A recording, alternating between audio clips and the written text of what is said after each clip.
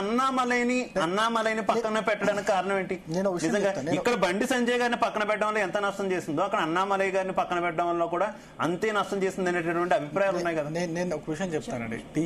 DMK ఏదైతే party అధికారంలో ఉందో కేవలం కమిషన్, కరప్షన్, కలెక్షన్ పైన వాళ్ళు పనిచేశారే కానీ ఎక్కడ కూడా దానికి మించి పోయే పరిస్థితి లేకుండా పోయింది. దాన్ని అంటే వాళ్ళ యొక్క వైఫల్యాలు ఏదైతే ఉన్నాయో వాటిని ప్రజల దృష్టిలో నుంచి మరల్చడానికి వాళ్ళు అప్పుడప్పుడు సనాతన ధర్మం పైన వాళ్ళు అటాక్ చేయడము, దాన్ని డెంగ్యూతో, మలేరియాతో పోల్చడము, అదేవిధంగా మీకు ఒక దీపోత్సవానికి సంబంధించినటువంటి ఒక కేసుకి సంబంధించినటువంటి ఉంటే ఆ కేసులో ఉన్నటువంటి న్యాయమూర్తినే వాళ్ళు అవహేళన చేసి ఆ న్యాయమూర్తి పైన అలిగేషన్స్ వేసి ఆయన్నే ఇంప్లీట్ చేయడానికి ప్రయత్నం చేసినటువంటి పరిస్థితి.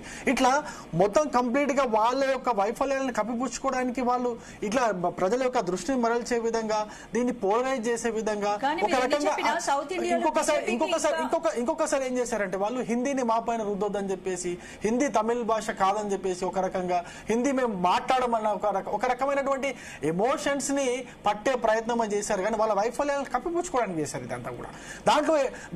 దాంట్లో వాళ్ళు మరి సక్సెస్ అయ్యారా, ఫెయిల్ అయ్యారా, వాళ్ళ యొక్క సీట్ షేర్స్ తగ్గుతుందా, వాళ్ళ యొక్క ఓట్ షేర్ తగ్గుతుందా పెరుగుతుందా అనే విషయం ఇప్పుడు మనకు తెలిసిపోతుంది. సౌత్ ఇండియాలో బీజేపీ ఇంకా స్ట్రాంగ్ కాలేదని విమర్శలకు లేదు. ఇప్పుడు బీజేపీ మెల్లమెల్లగా సౌత్ ఇండియాలో కూడా పెరుగుతా ఉన్నది, మా యొక్క ఓట్ షేర్ పెరుగుతా ఉన్నది. మీరు ఎందుకు తెలంగాణ ఉదాహరణ తీసుకొని రాదండి? తెలంగాణలో అసెంబ్లీ ఎలక్షన్ జరిగిన తర్వాత మరి ఇదే దేవిప్రసాద్ గారి పార్టీకి ఏమి ఓట్లు ఇవ్వలేదు, ఏం సీట్లు ఇవ్వలేదే వాళ్ళు. మాకు సగం సీట్లు ఇచ్చారు కదా. మాకు సగం సీట్లు ఇచ్చిన తర్వాత జరిగినటువంటి ఎమ్మెల్సీ ఎలక్షన్ లో కూడా మీరు చూడండి, ఆ ఎమ్మెల్సీ ఎలక్షన్ లో మరి దేవిప్రసాద్ గారి పార్టీ నుంచి కనీసం క్యాండిడేట్లను పెట్టే ధైర్యం కూడా చేయలేకపోయారు కదా వాళ్ళు. మరి తెలంగాణను తీసుకొచ్చినటువంటి పార్టీ, తెలంగాణ అస్తిత్వాన్ని కాపాడుతున్నటువంటి పార్టీ కదా, ఆ ధైర్యం కూడా చేయలేకపోయారు. వాళ్ళ క్యాండిడేట్ కూడా దొరకలేరు కదా. దాని తర్వాత జరిగినటువంటి మాకు పార్టీ మెంబర్షిప్ మేము చేస్తే అండి, మాకు తెలంగాణలో 40 లక్షల పార్టీ మెంబర్స్ అయ్యారండి. మెంబర్షిప్ 40 లక్షలు పెరిగింది బీజేపీకి. అంటే బీజేపీకి తెలంగాణలో ఎంత ఆదరణ ఉందో చూస్తే మనకు సౌత్ ఇండియాలో అంటే దక్షిణ భారతదేశంలో బీజేపీ ఎంతగా పెరుగుతున్నదో, బీజేపీ పట్ల ప్రజలు అన్ని ఉన్నాయి. అంటే మేము సరే ఎక్కడైనా చిన్న తప్పులు జరిగిండొచ్చు, మా యొక్క స్ట్రాటజీలో కావచ్చు, మా యొక్క వ్యూహాల్లో కావచ్చు, ఎక్కడైనా తప్పులు జరిగిండొచ్చు, జరుగుతూ ఉంటాయి. వాటన్నిటిని కూడా అధిగమించే ప్రయత్నం చేస్తాం. వాటన్నిటిని అధిగమించి ప్రజల యొక్క ఆశయాల మేరకు, ప్రజల యొక్క కోరిక మేరకు తెలంగాణ రాష్ట్రంలో కావచ్చు, అదేవిధంగా దక్షిణ భారతంలో కావచ్చు, ఏ విధంగా అయితే ముందుకు వెళ్ళాలో ఆ విధంగా ముందుకు వెళ్ళే ప్రయత్నం చేస్తున్నాం. కాంగ్రెస్ పార్టీ నుంచి మానవతారాయ్ గారు జాయిన్ అయ్యారు. నమస్తే మానవతారాయ్ గారు, ఆడియో క్లియర్ గా ఉందా? మ్యూట్ లో ఉన్నారు.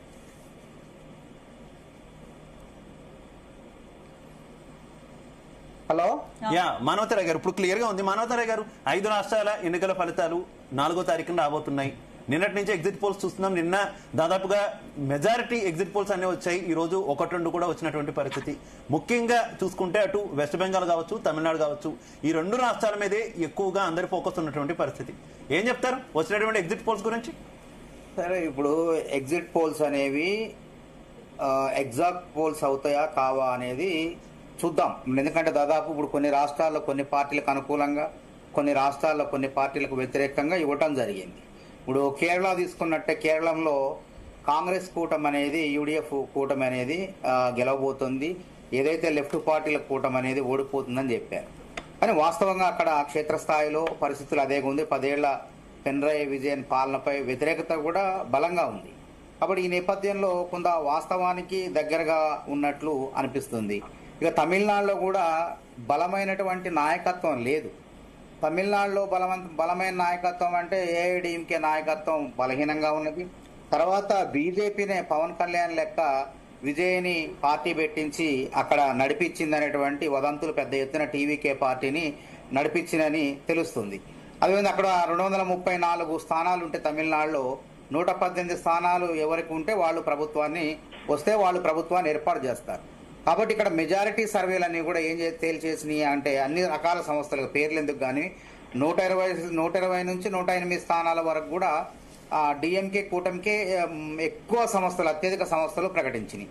అయితే 1-2 సంస్థలు మాత్రం ఏఐడిఎంకేకి 60-100 స్థానాలు, అదేవిధంగా టీవీకే విజయ్కి మాత్రం ఎక్కువ సంస్థలు 20 స్థానాలు మాత్రమే గెలుస్తుందని చెప్పడం జరిగింది.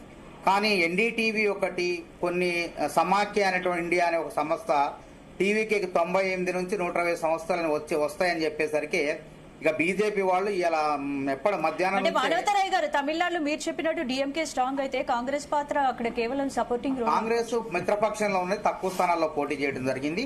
మేము అంగీకరిస్తున్నాం. భాగస్వామ్య పక్షంగా మేము పోటీ చేస్తున్నాం. అక్కడ డిఎంకే మిత్రపక్షంగా మేము పోటీ చేయడం జరుగుతుంది. కేరళలో అట్లాంటి మరి ఇప్పుడు కేరళలో ఇప్పుడు అంటున్నారు మానవతరాయ్ గారు